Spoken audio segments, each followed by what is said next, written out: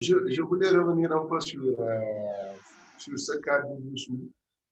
Bon, je te taquine un peu, hein, mais je ne suis pas d'accord que tu me dises qu'on a eu un BAV paroxystique dans un service de cardiologie. Vous avez arrêté le traitement sans un tracé.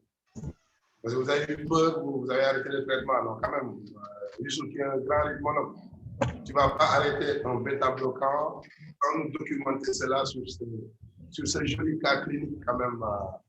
On aurait bien aimé avoir le tracé. Le tracé. En fait, de ce BAV paroxystique. Donc, comme tu as eu le temps de mettre un bêta-bloquant, tu as largement le temps de surveiller ce patient, de savoir comment il répond. Je ne sais pas si tu m'entends bien ou pas. Si, j'entends, oui. Youssou, est-ce que tu m'entends? Oui, je vous entends. D'accord, ok. Bien. Bon, après,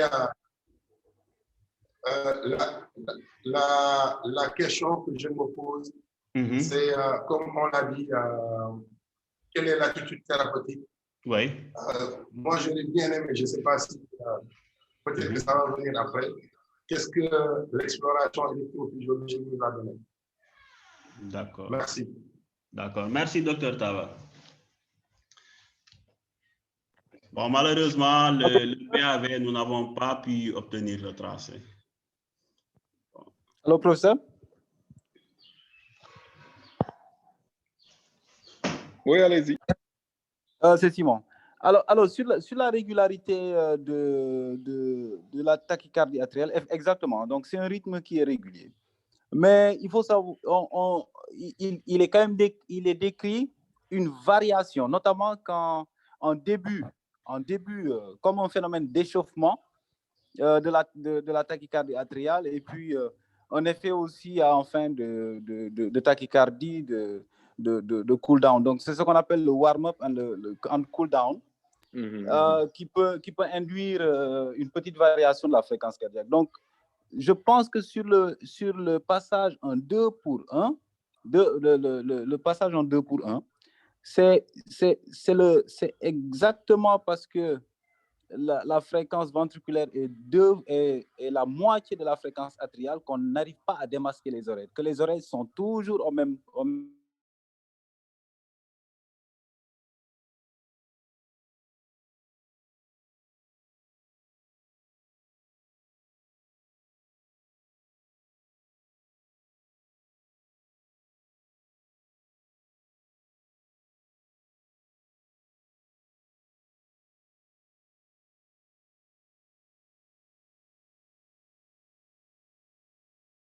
un allongement de l'intervalle pair, donc de base.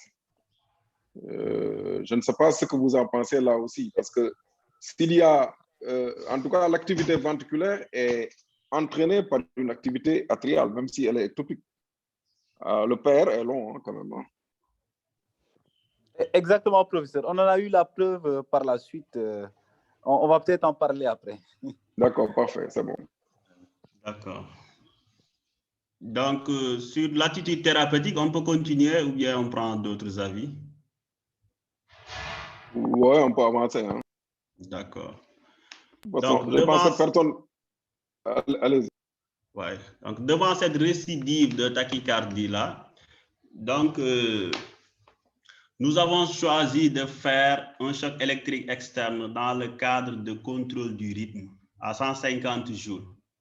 Parce qu'avec les médicaments, nous étions confrontés avec la digoxine, la récidive, le bêta-bloquant, le bloc auriculo-ventriculaire.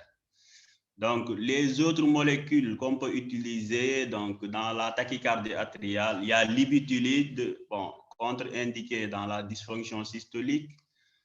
Il y a la cordarone, c'est vraiment en dernier recours chez cette patiente relativement jeune, donc avec les effets secondaires extracardiaques surtout de la cordarone, beaucoup d'effets secondaires chez une patiente jeune.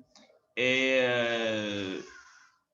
donc aussi l'expérience qu'on a eue avec les antiarythmiques, avec ce BAV aussi sous bêta-bloquant. Donc, nous avons choisi le choc électrique externe. Donc, l'ablation par tachycardie atriale, quelqu'un l'a dit tout à l'heure, serait l'idéal. ablater la tachycardie atriale, mais cette technique n'est pas encore disponible au Sénégal.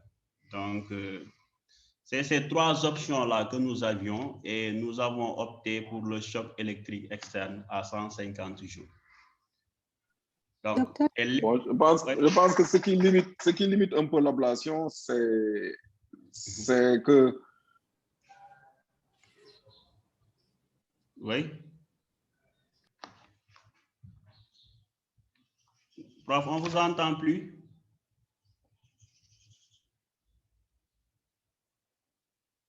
Bon, je pense à gauche ou dans des zones un peu compliquées à faire l'ablation. Voilà, donc il faut, là, en ce moment, il faudrait un système de cartographie qui n'est pas encore disponible. Professeur, j'ai une question en fait. Dans le cas du choc électrique pour le contrôle du rythme, les oreilles de cette patiente-là, est-ce qu'elle n'avait pas des oreilles malades? Est-ce qu'elle n'avait pas des oreilles dilatées à l'échographie? Oui, bon, j'ai dit quelque part au début que l'échographie cardiaque, donc il y avait la dysfonction systolique VG à 40%, donc le reste était normal. Le VG n'était pas dilaté, donc les cavités cardiaques étaient de dimension normale. D'accord, ok, merci. Une question.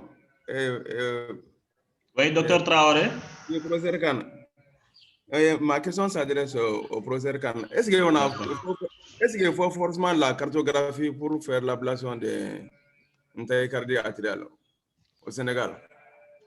Non, parce que le problème, c'est que si on a la chance que ça se trouve donc dans une locale, parce qu'il faut faire un mapping, il faut regarder l'aspect de l'onde P déjà en rythme sinusal, l'aspect de l'onde P ectopique sur l'électrocardiogramme pour essayer de localiser. Ensuite, c'est comme les voies accessoires. Ensuite, on met une sonde et on regarde une sonde d'ablation et on regarde l'oreillette précoce, l'oreillette la plus précoce et la plus fragmentée. Habituellement, c'est à ce niveau où se trouve le foyer ectopique. Mais il peut être dans des zones très cachées, même au niveau de l'oreillette gauche. Et donc, dans ce cas-là, il faudrait une cartographie pour localiser le foyer. Donc, c'est ça. On peut y arriver, mais ça peut être fatigué. Et puis, il faut avoir l'habitude aussi de ces genres d'ablation, mais qui peuvent être très simples. Hein. Donc, ce n'est pas forcément complètement difficile. Il y a Taban qui veut intervenir, je pense, sur le sujet. Taban, tu as la parole. Hein. Oui, merci, professeur. En fait, c'était pour revenir un peu à la question de Dr Traoré. En réalité, je pense que je pose la question à Youssou. Comme tu as pour l'hypothèse d'une tachycardie atriale, je pense qu'en tant que rythmologue, on aurait pu avancer plus loin pour nous dire éventuellement un peu les caractéristiques de cette tachycardie atriale. Parce que c'est très important dans la stratégie ablative. Parce que je sais que mon grand ami et grand maître Simon serait facilement prêt à ablater facilement certaines de ces tachycardies qui sont accessibles, comme l'a dit le professeur Adamakan, qu'on peut bien éventuellement réaliser à Dakar, parce que le système...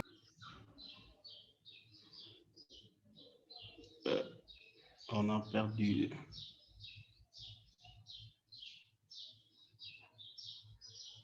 Oui, apparemment, on a perdu Taban, mais je pense qu'il pensait plus localisé. Il est là, Taban? Taban, on ne vous entend plus?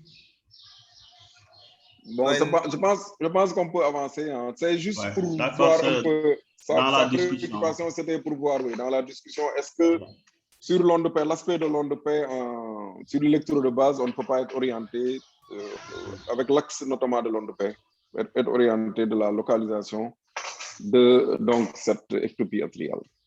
Voilà. D'accord. Donc, c'est l'électrocardiogramme après le choc électrique externe. Donc, toujours, elle est repassée en bradycardie. Donc, le rythme est moins lent ici. Donc, et là même, il y a eu un échappement carrément. Il n'y a pas d'auriculogramme. Donc, cette bradycardie-là qui revient. Bon, il y a des dysfonctions sinusales après choc électrique qui sont, mais dans ce contexte-là, c'est un peu différent parce que c'est une patiente qui a eu à faire des épisodes de bradycardie sévère avant le choc électrique. Donc, je pense qu'on peut l'interpréter comme ça. Donc, ça, c'est juste pour montrer le problème sinusal chez ce malade-là. Donc, il y a encore une bradycardie significative, autour de 40 par minute, moins 35 même en moyenne. Avec des auriculogrammes complètement différentes des auriculogrammes des électros antérieurs. Oui. La morphologie a complètement changé. Et ça, c'est l'auriculogramme sinusal de cette patiente. Donc, dans l'évolution, donc, le traitement médical a été arrêté. Elle n'est plus sous traitement antiarythmique. Cliniquement, elle est stable. Donc, elle est surveillée toujours en hospitalisation. Et 3 semaines après, qu'est-ce qu'elle nous fait encore? Une dyspnée, des palpitations, hémodynamique toujours stable. Et à l'électrocardiogramme, il y a récidive de la tachycardie. Tachycardie encore. Maintenant, donc, je résume un peu. Digoxine, reprise tachycardie, bêta-bloquant, BAV. Donc, contrôle du rythme, choc électrique, bradycardie, puis tachycardie encore. Donc, chez cette patiente, qu'est-ce que vous proposez comme traitement?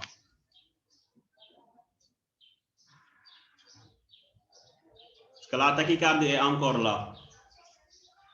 Donc, elle a refait un autre épisode de tachycardie.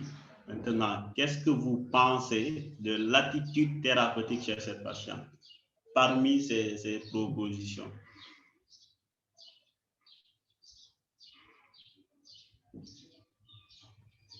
Oui, Youssou. Oui.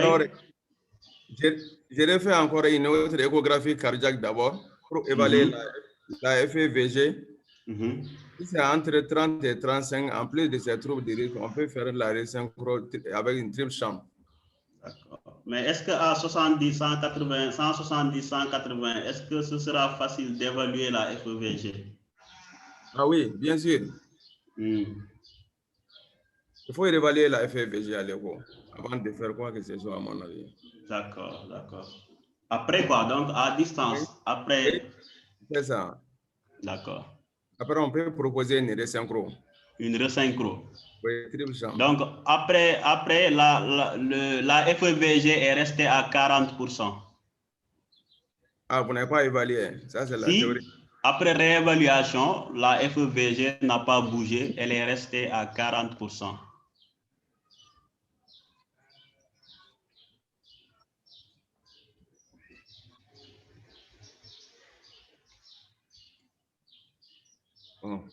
Est-ce qu'il y a un autre avis pour avancer? Bonjour, rebonjour, docteur Youssou.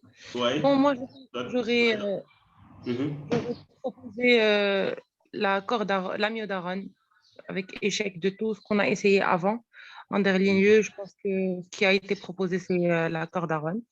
Après, je ne sais pas si quand on dit stimulation cardiaque, on suppose qu'on a ablaté le mot AV. C'est ça? Bon, non, pour le moment, la patiente a refait une tachycardie. Elle s'est ralentie encore. Maintenant, elle fait des tachycardies récidivantes. À ce niveau-là, qu'est-ce que tu lui proposes comme thérapeutique parmi ces propositions? J'aurais pris la première proposition, la cordarone en dernier lieu. Donc, antiarythmique, cordarone. Oui. Très bien. D'autres avis? Donc, pas les mêmes personnes. Si les autres peuvent aussi participer, ce serait bien. Oui, bonsoir, docteur Youssou. Oui, présentez-vous. Oui, c'est Jean-Paul Degueté. C'est Jean-Paul Degueté. Allez-y, Jean-Paul. Voilà. Devant le fait que la personne présente de multiples récidives de cette tachycardie supraventriculaire, malgré qu'on ait la gestion avec bêta-bloquant, digoxine et même choc externe, moi je pense que c'est mieux de faire la resynchro triple chambre. C'est-à-dire la avec resynchro triple chambre. Voilà. Quels sont tes arguments pour la resynchro triple chambre? Parce qu'il y a un risque de décès par mort subite chez la patiente. Il y a un risque de? Décès par mort de la personne. D'accord. Et quoi d'autre? Les multiples traitements médicaux qui ont échoué.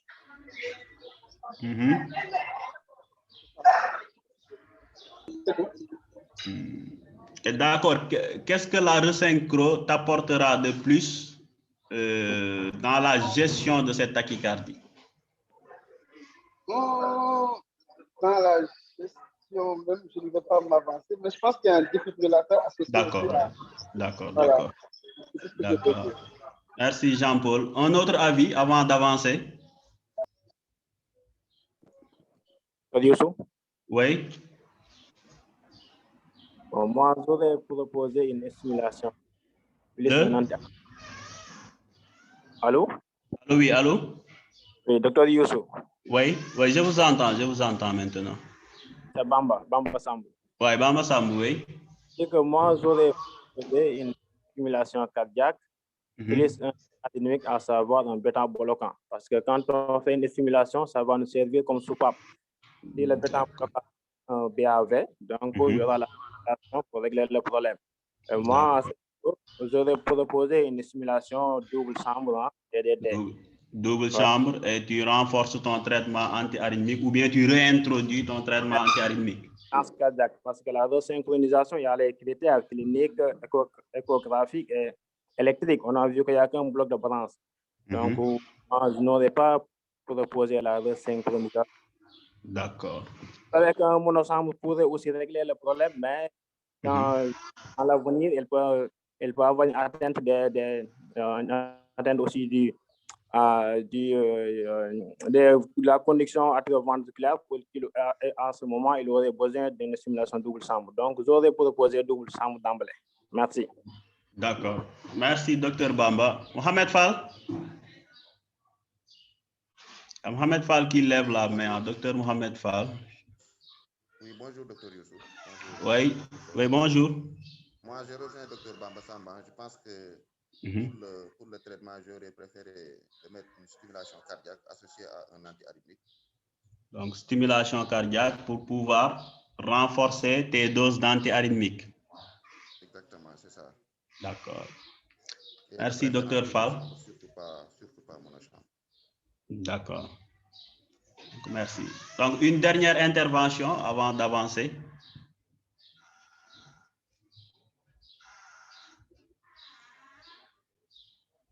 Ou bien, prof, on avance?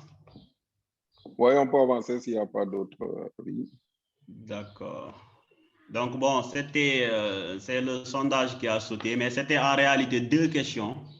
Donc, et il fallait d'abord choisir entre ces 3 propositions, c'est-à-dire l'anti-arythmique, la stimulation cardiaque seule ou bien associée aux anti-arythmiques. Et donc, nous avons opté pour la stimulation cardiaque associée aux anti-arythmiques et dans ce cas-là, nous avons procédé à une resynchronisation triple chambre.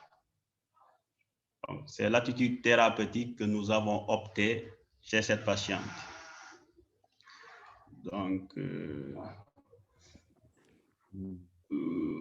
on attend la discussion ou bien pour les arguments. D'accord, oui, pour les arguments de la resynchro et tout. D'accord. Donc, la resynchro a été faite et un électrocardiogramme a été enregistré en post-resynchro. Donc, et on voit ici donc, ce qu'il faut regarder, donc, en resynchronisation, la capture efficace, elle est fondamentale parce que c'est un traitement que l'on donne à travers cette stimulation. Donc, on doit stimuler au maximum possible. Autour de 100% de pourcentage de stimulation cardiaque, c'est ce qui est recherché. Donc, cet électro est, bon, c'est quelques fractions de secondes, mais au moins, on voit que tous les spikes sont efficaces et que le QRS est moins large et qu'en D1, nous avons une positivité et en V1, une positivité et en D1, une négativité. Ceci peut signer une capture ventriculaire gauche effective. Donc, avec ici donc une auriculogramme toujours avant le QRS et avec un rapport fixe. Cet auriculogramme-là n'est pas tenu en compte dans une période réfractaire. Donc, c'est ça. Donc, une stimulation efficace, stimulation ventriculaire gauche effective, un QRS mieux qu'avant. Donc, ça, nous pouvons le voir sur cette électrocardiogramme. Une radiographie thoracique aussi a été réalisée. Donc, à travers cette radio, pour les plus jeunes, donc le boîtier en sous-claviculaire gauche, donc avec 3 sondes. Donc, nous sommes passés par voie veineuse. Donc, la sonde atriale, elle est là. Bon, c'est un peu difficile, mais elle a été placée au niveau de l'auricule droite. La sonde ventriculaire au niveau de l'apex du ventricule droit et la sonde pour la stimulation ventriculaire gauche dans une veine latérale du sinus coronaire. Donc, nous avons mis notre dispositif de resynchronisation cardiaque. Donc, les bradycardies significatives ne sont plus possibles. Donc, le pacemaker, la patiente ne va pas battre en dessous de la fréquence réglée. Donc, nous sommes revenus sur notre bêta-bloquant. Nous avons réintroduit le bêta-bloquant. La resynchro s'est bien déroulée. Elle évolue bien sur le plan clinique et paraclinique. Et puis, 1 mois après, il y a une récidive de la symptomatologie. Elle est redevenue dyspnéique avec des palpitations. Donc, à l'admission, nous avons réalisé cet électrocardiogramme. Donc, qu'est-ce que vous pensez rapidement de cet électrocardiogramme? J'ai une question avant de passer, s'il vous plaît. Oui, oui. Donc, sur cette même diapositive ou bien? Par rapport à la resynchronisation d'abord. D'accord, oui. D'abord, est-ce qu'il y avait tous les critères pour la resynchro? Et deuxièmement, est-ce qu'on pourrait dire qu'il y avait une réussite? Parce que j'ai vu qu'après, resynchro, QRS était toujours large. Est-ce que vous avez comparé la durée du QRS avant resynchro et après resynchro? Est-ce qu'il y a une diminution significative pour qu'on puisse dire qu'il y a une réussite de la resynchronisation? Merci. D'accord. Merci, Dr Bamba. Donc, effectivement, si on compare, donc ici, en fait, le QRS que faisait le malade, je pense que la réponse même, elle est sur ce tracé électrocardiographique. Le QRS du malade est là. Et regardez après le synchro ce que nous avons en termes de durée. Regardez ce QRS stimulé là et ce QRS là. Donc, je pense bien que je n'ai pas calculé strictement, mais déjà, rien qu'en voyant le QRS, je pense en termes de durée, il y a une différence. Maintenant, pour revenir à l'indication de la resynchronisation cardiaque, donc, si on rejoint la dysfonction sinusale qui tient en compte l'alternance bradytachie, donc, il y a une indication dysfonction sinusale symptomatique. Et pour rappel, ça prend en compte la bradytachie. Donc, si elle est symptomatique, il y a une indication de mettre un stimulateur cardiaque. Maintenant, mettre un stimulateur cardiaque chez une patiente qui a une dysfonction systolique, si on s'attend à un pourcentage de stimulation ventriculaire significatif, en ce moment-là, ce sont des recommandations. C'est la resynchronisation cardiaque qui s'impose. Donc, c'est pour cela qu'on est parti sur la resynchro parce que la patiente avait une dysfonction systolique. Ce n'est pas les indications classiques ou bloc gauche 150 ou bien entre 130 trucs. Ce n'est pas les mêmes indications, mais ça reste toujours une indication de resynchronisation cardiaque. C'est pour cela qu'on a choisi. On va peut-être revenir sur les indications avant, après par la suite. Hein. Donc, on attend un peu la fin pour que tout le monde comprenne. Il a pris par un bout pour t'expliquer, mais je pense que tu verras un peu la cohérence du cas et on pourra discuter l'indication tout à l'heure, si tu es d'accord. D'accord. Donc, sur cet électro, il n'y a pas d'avis ou bien Quelqu'un voudrait intervenir? Bon, je l'ai un peu interprété, mais bon. Oui, tu peux dérouler. Hein. D'accord, ouais. Donc, c'est juste pour montrer que donc il y a eu encore des accès de tachycardie et la patiente n'est plus stimulée à tout le moment, comme tout à l'heure. Regardez, c'est ce qu'on s'attend. On s'attend vraiment à une stimulation efficace à un pourcentage le plus proche de 100% possible.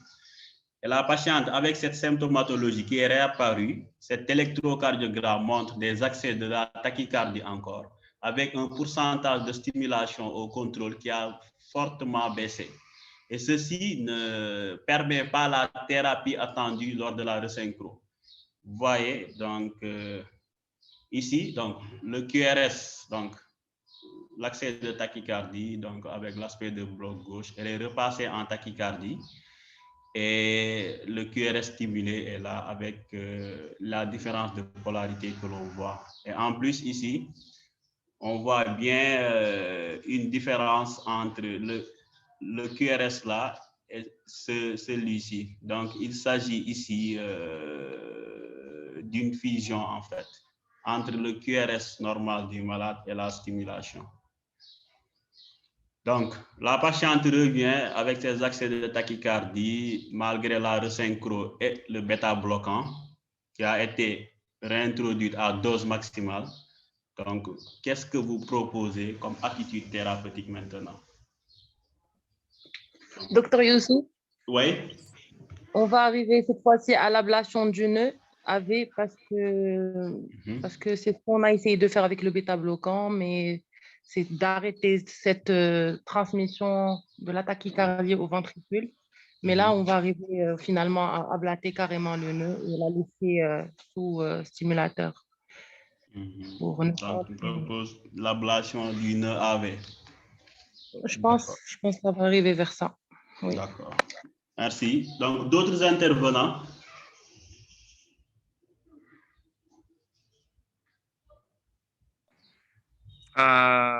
D'accord, je suis d'accord avec l'ablation du nœud AV, mais je pense qu'avant de ça, on peut changer d'interrythmie. Parce que le carbédilol, c'est un bon bêta-bloquant, bien sûr, mais s'il ne marche pas, on peut choisir pour le bisoprolol. Et si notre patient a un pacemaker dans son cœur, on peut ajouter un deuxième interrythmique. Donc, j'ai une bonne expérience avec la myodarone. Peut-être la myodarone peut aider ces patients à être libres de l'arythmie auriculaire. Je sais qu'il y a des effets divers systémiques, surtout la thyroïdie, mais ça, on peut traiter ça avec des hormones. Donc, je vous encourage d'utiliser plus la myodarone. C'est un bon interrythmique. D'accord. C'est ça, mon avis. Merci beaucoup, merci. Merci. D'autres intervenants? Oui. S'il vous plaît, juste pour avoir une explication par rapport à ce que j'ai vu sur les recommandations. Je n'ai pas suivi dès le début. Je ne sais pas c'est quoi l'âge de la patiente, mais 64 ans. 64 ans, ok. Je croyais qu'elle était plus jeune que ça. Bon, ils disent qu'en dernier recours, si rien ne marche, si on essaie de faire l'ablation par radiofréquence, on arrive à la cordarone. Et c'est ça qu'on utilise en dernier lieu. Il y a cette indication de stimulation avec resynchro et bêta-bloquant et pour à la fin arriver à l'ablation du nœud. Mais pourquoi chez elle, est-ce que parce qu'elle a fait des épisodes de bradycardie qu'on n'a pas tenté cette amiodarone ou qu'on est passé directement à l'étape stimulation ou pourquoi? C'est ça que je voulais savoir. D'accord. Merci, Dr Rita. Comme tu l'as dit, donc la cordarone, si on revoit les dernières recommandations, c'est vraiment en dernier recours. C'est en dernier recours et nous avons eu l'expérience avec les molécules qu'on a eu à mettre avec le bêta-bloquant et le BAV qui est survenu. Donc, la patiente 64 ans, elle est relativement jeune, elle a beaucoup d'effets secondaires de la cordarone. donc oculaire, pulmonaire, entre autres. Il y en a beaucoup. Donc, et la tachycardie atriale aussi fait partie des tachycardies les plus difficiles à contrôler. Donc, on a vu même après le pacemaker et le bêta-bloquant, elle a refait encore ces tachycardies-là. Donc, c'est pour cela qu'on n'a pas essayé la corde à. Donc, c'est ça. Oui, Traoré. Oui, docteur Traoré. Oui, professeur Khan, je pense que d'où l'intérêt même de mettre la corde à rein, parce que nous sommes déjà à 3 essais thérapeutiques jusqu'à présent. Synchro, bêta-bloquant, choc électrique, il y a toujours des troubles de rythme. Donc, il faut essayer la corde à rein. C'est vrai qu'il y a des effets secondaires, mais je pense que c'est... Oui, moi, je suis tout à fait d'accord avec vous. Hein. Moi, c'est des options. Donc, il faut raisonner en options. C'est une option possible. Hein. L'amiodarone, comme on dit, c'est le dernier recours. L'amiodarone, peut-être même l'amiodarone avant l'ablation du nœud. Mais je suis tout à fait d'accord avec vous. C'est une option envisageable chez ce malade-là. On ne peut pas être en faute de... Je pense aussi que les inhibiteurs CAC également gardent leur place dans cette indication-là, de la même manière que les bêta-bloqueurs. Donc, du coup, il y avait cette alternative qu'il fallait aussi regarder, optimiser son traitement antiarythmique parce que ce n'est pas évident d'avoir une resynchronisation au Sénégal, quoi. Voilà. Tout à fait. Voilà, merci. D'accord, merci. On peut continuer. D'accord. Ouais, juste pour dire que bon, pour beaucoup d'antiarythmiques aussi, la FEBG nous a limité un peu, quoi. Donc, prof, on continue les avis ou bien on avance?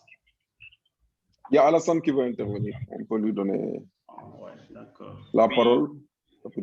Oui, professeur. Oui. Bonsoir à tous. Je m'excuse parce que j'étais un peu pris. Je viens de vous joindre il y a quelques minutes. Mais je voulais juste signaler une chose parce que j'ai entendu tout à l'heure inhibiteur cardiaque. Est-ce que c'est les bradycardisants ou pas? Parce que si c'est le cas, je pense qu'il a une dysfonction VG, non? C'est ça, c'est ça. C'est la FEBG. Je pense que ce serait pas une bonne option. Tout à fait. Je pense peut-être l'amiodarone, je pense que avec les bêta-bloquants seraient les deux meilleures molécules. Allez, merci beaucoup. D'accord, merci. D'accord. On prend d'autres intervenants, prof? On peut avancer. D'accord. Donc, nous avons choisi l'option ablation du nœud auriculo-ventriculaire. Donc, l'ablation du nœud AV a été faite. Donc, si on s'en tient aux recommandations sur la resynchro, donc, bon, ici, il parle plus des patients avec FEVG inférieur à 35%. Ce n'est pas le cas de notre patiente. Donc, nous sommes dans ce cadre-là. Donc, fraction d'éjection du ventricule gauche diminuée et fréquence cardiaque non contrôlable, quelle que soit la largeur du QRS, ablation de la jonction AV et resynchronisation cardiaque, ce qui a été fait. Donc, après l'ablation du nœud auriculo-ventriculaire, c'est cet électrocardiogramme qui a été enregistré. Donc, avec une stimulation permanente, donc tous les QRS sont précédés de spike, avec un QRS qui est moins large que le QRS de base, donc avec la positivité en V1 et la négativité en D1. Donc, une capture effective après l'ablation du nœud AV. Donc, et au contrôle pacemaker, parce que rappelez-vous, quand elle est venue dans ce tableau-là avec l'électrocardiogramme, avec reprise de la tachycardie, en étant moins stimulée, elle avait du coup donc un pourcentage de stimulation faible. Et après la resynchro, un contrôle, après l'ablation du nœud auriculo-ventriculaire, un contrôle de son stimulateur a été fait. Et regardez, elle est à 100% de stimulation sur le ventricule. Donc, pourcentage du temps, VPACE, ventricule stimulé, donc à 100%. Donc, c'était ça l'objectif, de retourner à un pourcentage de stimulation le plus élevé possible. c'est ce qu'on a eu après l'ablation du nœud auriculo-ventriculaire.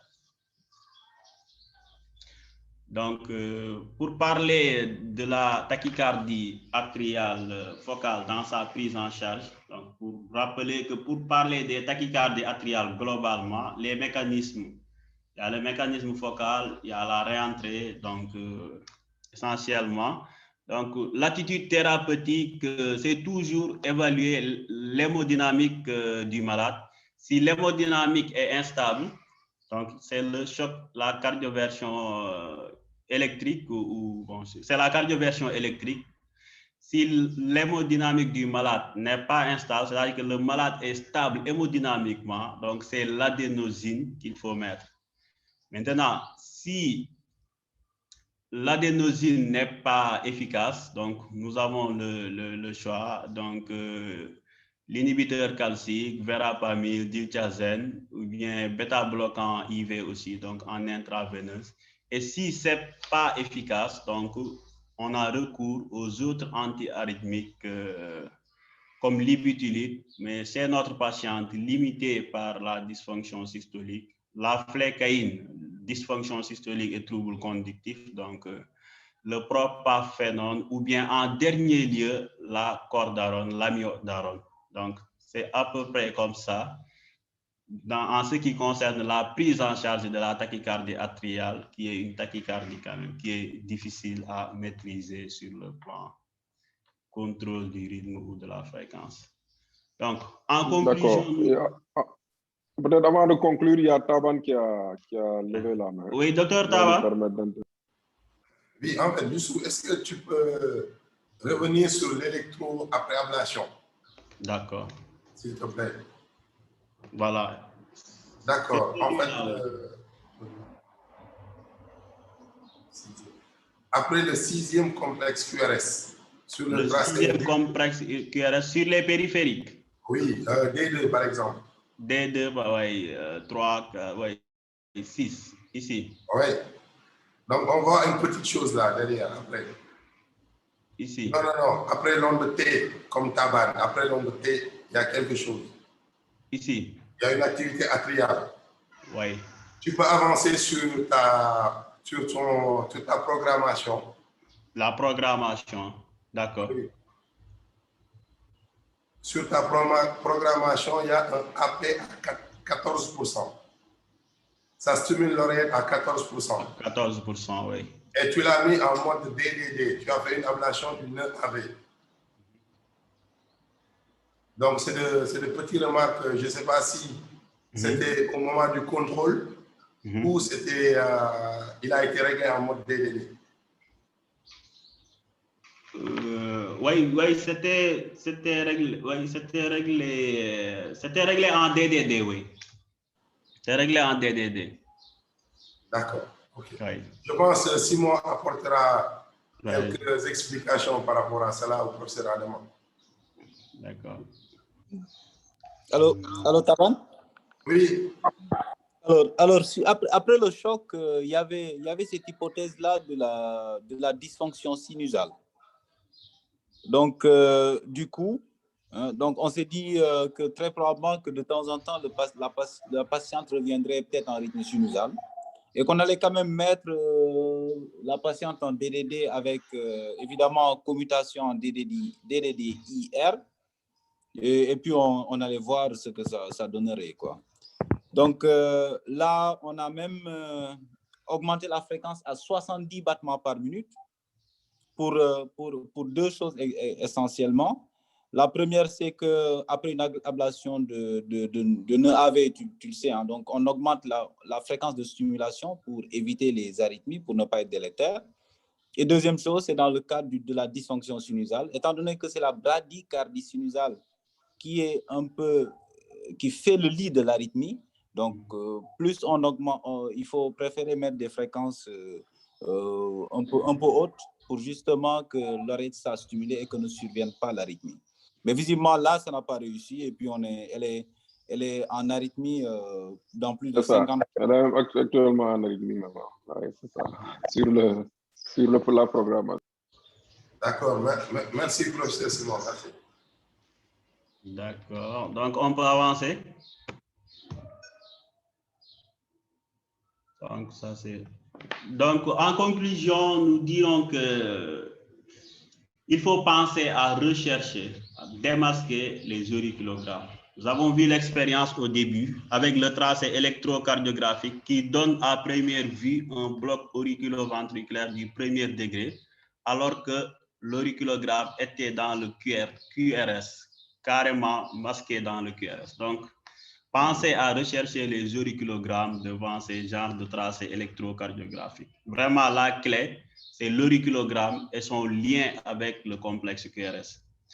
La tachycardie atriale, donc, nous l'avons dit tout à l'heure, fait partie des tachycardies les plus difficiles à contrôler. Donc, nous avons vu l'expérience avec notre patiente, la digoxine bêta-bloquant et jusqu'à la resynchro avec ablation du nœud auriculoventriculaire.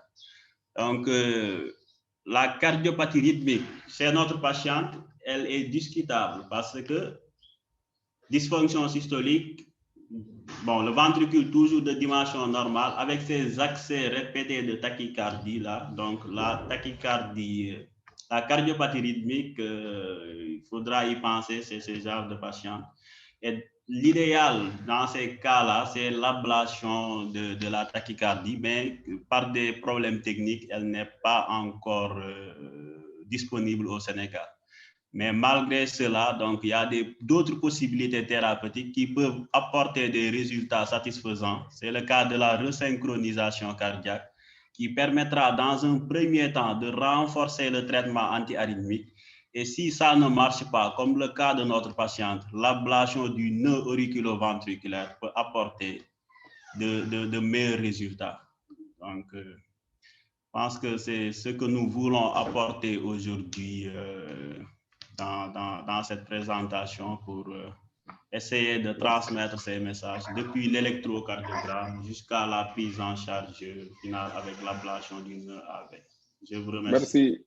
Merci beaucoup, Youssou. Donc, je pense qu'il y a Guy qui a levé la main. On va lui donner la parole avant de laisser le soin à Simon de commenter, de faire un commentaire du cas avant de clore la session. Oui, Guy, vous avez la parole.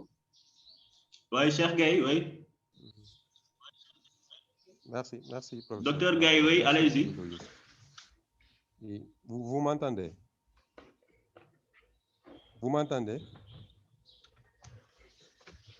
Oui, cher. Oui, merci pour la parole. Moi, j'avais une question, notamment sur la programmation en mode DDD après ablation du nœud auriculoventriculaire. Je demandais quel était l'intérêt de le mettre sous mode DDD si on a ablaté le nœud auriculoventriculaire et que tous les auriculogrammes qui seront détectés ne seront pas transmis de toute façon, si j'ai bien compris le système. D'accord. D'accord. Donc déjà, cette patiente, la dysfonction sinusale déjà est claire chez cette patiente. Donc les épisodes de bradycardie chez cette patiente ont été objectivés. Et donc l'évolution donc de cette tachycardie là, donc si elle passe en bradycardie, son oreillette sera stimulée, ne sera pas stimulée si on était dans une autre programmation autre que DDD. Maintenant, si elle passe à des fréquences très lentes, comme elle a eu à le faire, 40 et moins même sur certains tracés, donc le pacemaker pourra lui donner une fréquence qui sera mieux adaptée à ses activités. Donc, rien que sur la fréquence auriculaire par l'alternance bradycardie-tachycardie, le dispositif, le mode de DDD peut se justifier dans ce cas-là. Okay, merci. Simon, je pense que tu peux commenter et répondre en même temps avant qu'on fasse la synthèse. Merci. Cher, je ne sais pas si tu es d'accord ou si tu as compris. Bon. Donc, DDD, c'est bien possible, hein, parce que nous pensons que l'arythmie n'est pas permanente et qu'elle peut s'arrêter. Quand elle s'arrête, si le malade est en NAS spontané, donc là, on peut gagner en hémodynamique puisque le pacemaker va détecter l'oreillette et synchroniser le ventricule avec cette oreillette détectée-là. Et si on est en pause sinusale, donc là aussi, il va prendre le relais, il va stimuler l'oreillette et synchroniser le ventricule dessus. Alors, y a des équipes encore qui ne mettent presque jamais que du bivet, qui ne font jamais que du bivet. Ça veut dire ne pas mettre une sonde atriale parce que là, il y a une arythmie, y compris même une FA chronique. Donc, sous prétexte que le malade-là ne va jamais revenir en rythme sinusal.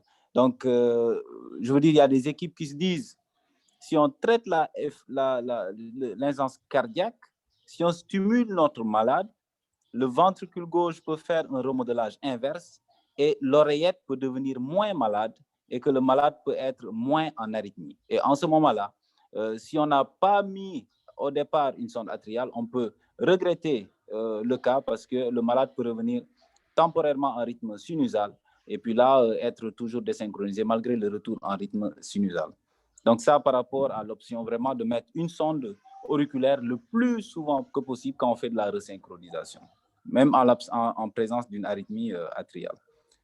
Donc, globalement, Youssou a un peu résumé, je ne vais pas revenir dessus. Donc, pour dire quand même que ce n'est pas anodin une ablation du nœud auriculo-ventriculaire parce qu'on crée un BAV. Elle a 64 ans, mais cette patiente-là, on pensait avoir vraiment beaucoup d'arguments. On pouvait prendre la chose par le bout de la dysfonction sinusale. On pouvait prendre la chose aussi par le bout qu'on a présenté, qui nous a paru un peu plus didactique pour partager avec vous le cas. C'est celui finalement d'une arythmie atriale mal contrôlée, donc avec échec des médicaments. Et puis, c'est une patiente très symptomatique. Vraiment, quand elle faisait ses accès de tachycardie, elle venait immédiatement à l'hôpital en urgence. Donc, c'était extrêmement difficile à gérer, quoi.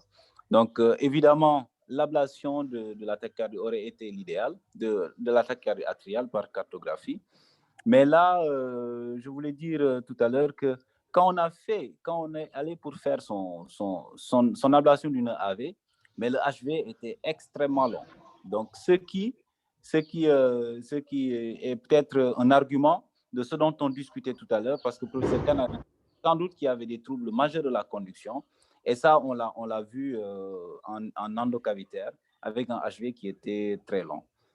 Alors, je sais qu'il y a des choses discutables, hein, donc c'est pourquoi on a voulu quand même partager pour écouter les critiques, échanger avec les collègues, que chacun donne son expérience. Donc, merci à Pablo, merci à tous les collègues Taban qui ont... Il y a Della qui lève la main, salut. Oui, il y a Della qui lève la main. En fait, mon inquiétude, c'était que le fait que la patiente ait juste présenté une dysfonction sinusale et non un bloc auriculo-ventriculaire. Pourquoi elle n'est pas partie sur une stimulation double chambre et un traitement anti-arythmique? Et ma deuxième inquiétude, c'est à partir du moment où on est parti pour une resynchronisation. Je pense que l'indication du nœud AV est venue un peu en retard. Pourquoi on ne l'a pas fait en même temps? C'était mes deux inquiétudes. D'accord. Alors, on peut commencer par la deuxième question. Pourquoi ne pas faire un double chambre? Alors, les recommandations disent que si vous devez implanter un pacemaker à un patient qui a déjà une dysfonction ventriculaire gauche. Deuxième chose, si vous pensez que le pourcentage de stimulation sera important, alors il faut lui mettre une resynchronisation.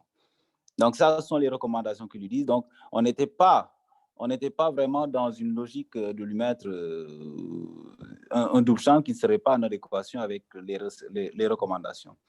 Alors, dès le départ, en fait, on était allé sur un contrôle de la fréquence. Vraiment, c'était ça notre hantise, contrôler la fréquence chez cette patiente-là. Donc, et puis on s'est dit, OK, on commence déjà on va vers l'ablation, mais si on peut éviter l'ablation du nœud auriculo-ventriculaire, on va le faire. Donc, c'est pourquoi on lui a fait le système de resynchronisation. On est passé par une étape intermédiaire, c'était de mettre beaucoup de bêta-bloquants pour voir. On aurait pu, comme les collègues l'ont dit, changer, essayer de modifier, essayer de changer les bêta-bloquants pour n'arriver finalement qu'à l'ablation au dernier moment. Et quand on doit faire chez un malade une ablation plus resynchronisation, On commence toujours par la resynchronisation. On attend que ça cicatrise et on vérifie qu'on est optimal, qu'on stimule bien, qu'il n'y a pas de souci, avant secondairement de lui créer un BAV. Donc, c'est comme ça d'habitude que ça se fait. Donc, c'était mes commentaires et réponses. Je ne sais pas si, professeur, ou professeur Alsan, vous avez des choses. Merci beaucoup. Moi, je pense que c'est un cas clinique qui est extrêmement important et qui suscite beaucoup de commentaires.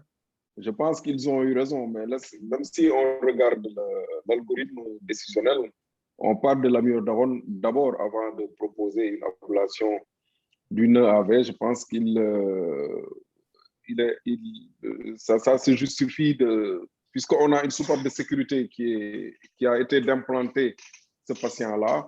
On peut associer même 2 antiarythmiques avant d'aller à l'ablation du nœud auriculoventriculaire. Je pense qu'il y a une étape qui est là, mais qu'on aurait pu optimiser en mettant plus. Donc, c'est ça qui fait l'intérêt de discuter ce cas-là. Et l'autre chose, je le mets dans la sauce pour provoquer un peu, parce que puisqu'on n'a pas une étiologie de sa dysfonction VG, si on l'avait pris à l'envers et qu'on avait mis donc le cas à l'envers et qu'on avait mis donc de l'amiodarone et que l'amiodarone a réglé le problème rythmique, peut-être même après qu'on peut évaluer et qu'on tombe sur une fraction d'éjection qui s'améliore après. Vous voyez. Donc, tout ça, c'est des discussions. Donc, parce que Youssou a terminé par parler de la cardiomyopathie rythmique, on sait que la cardiomyopathie rythmique, elle récupère. Hein? Donc, elle récupère. Donc, en ce moment, on n'aura plus besoin du tout de resynchroniser ce patient ni de lui mettre donc un pacemaker, même simple chambre. Donc, ça aussi, c'est des éléments à apporter à la discussion. Je pense que c'est ça qui fait, puisque l'équipe a été honnête de proposer un cas de vraie vie, donc avec les difficultés que nous avons eues donc, dans la gestion de ce malade-là, avec les tableaux aigus que le cas pose. Parfois, comme l'a dit Simon, le malade venait dans des états presque d'urgence rythmique. Donc, depuis qu'on lui a proposé cette solution-là, donc il y a eu une accalmie entre guillemets. Et donc, je pense que c'est vraiment un cas clinique intéressant puisque on est passé en revue sur les troubles du rythme. On a parlé des troubles du rythme au niveau allétage auriculaire. Nous avons parlé de l'utilisation des antiarythmiques, l'utilisation optimale. Ensuite, il y a eu donc la mise en place d'un pacemaker tripcham et enfin ablation du nœud AV qui est le dernier recours pour régler le problème de ces arythmies qui sont à l'étage auriculaire. Donc, je pense qu'on a assisté à une belle session. Je ne sais pas si... et puis, nous remercions tous ceux qui ont participé. Nous avons aperçu donc quelques images insolites, donc même avant le début de cette session, mais aussi à l'intérieur de la session, puisque nous avons vu les chats de Souméa et nous avons vu le torse nu de Brissaï. Donc, ce qui aussi donc met un peu de piment à la session. Je ne sais pas si Alassane est connecté ou Pablo ou Taban, donc les membres de l'équipe de Rythmo. Si quelqu'un a quelque chose à ajouter avant de remettre la parole à notre cher SG, donc Mounir pour clore la session. Brice, bonjour Brice, ça va? Allô, prof, vous m'entendez? Oui, vas-y. Oui, en fait, c'est pour remercier l'équipe de l'Odantec avec le professeur Simon pour ce cas clinique vraiment très intéressant, très instructif pour tout le monde, avec des approches thérapeutiques et diagnostiques qui sont différentes. Et comme l'a dit Simon, c'est vraiment la clé de l'interprétation d'un électrocardiogramme, c'est éventuellement la reconnaissance des ondes de paix. Après, éventuellement, ne pas hésiter à faire, des stratégies invasives, comme Simon a osé le faire, même s'il y a eu beaucoup de discussions. Mais vraiment, je remercie tout le monde et toute l'équipe. Et bravo à Youssou, le grand rythmologue maintenant. Moi, j'ai désavoué tout le monde. Maintenant, je suis derrière Youssou. Hein. C'est mon maître. Merci à tout le monde. Merci à vous. Merci Taban. SG, il est encore là? Oui, Adama, je pense que tu peux conclure. Hein. D'accord, donc bon, merci à tout le monde, hein, aux cardiologues d'ici et d'ailleurs, aux actuels de Dakar et aux anciens de Dakar. Donc nous avons vu qu'il y a beaucoup d'anciens de Dakar qui se sont connectés, notamment notre cher ami Brice qui est... Brice, tu as jeûné ou quoi? C'est comme s'il avait jeûné, hein. C'est bizarre, mais bon. Alors, je remercie tout le monde et tous les collègues qui nous ont suivis du Maroc, donc du Togo, du Bénin, etc. Et donc, vraiment merci. Et de la diaspora avec Malik qui se signale. Merci, à très bientôt pour une autre session du groupe Rythmo de la Société sénégalaise de cardio.